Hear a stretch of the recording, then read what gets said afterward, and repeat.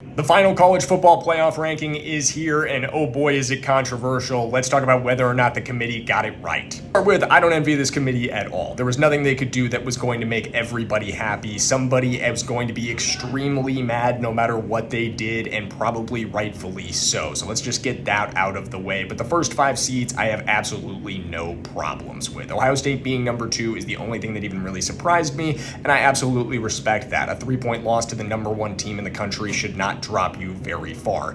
Getting into 6 and 7, I was a little surprised to not see them flip Texas A&M and Ole Miss, but I think they solved the rematch issue in another way by having Alabama in.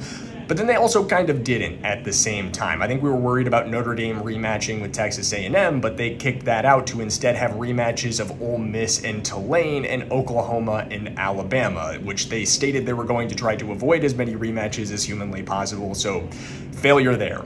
To talk about whether or not Notre Dame should have been in this thing, I absolutely do think they should have been here over Alabama. I just don't really understand how an Alabama team that didn't show up in the SEC championship game gets to get in over Notre Dame. I think it should have been Miami at number 9, Notre Dame at number 10. I am not surprised to see Miami jump Notre Dame, though. The committee set that up for a number of weeks with their repeated statements that head-to-head was going to come into play when teams were side by side, and guess what? BYU's loss meant that Notre Dame and Miami were finally side by side, so they could weigh that in more.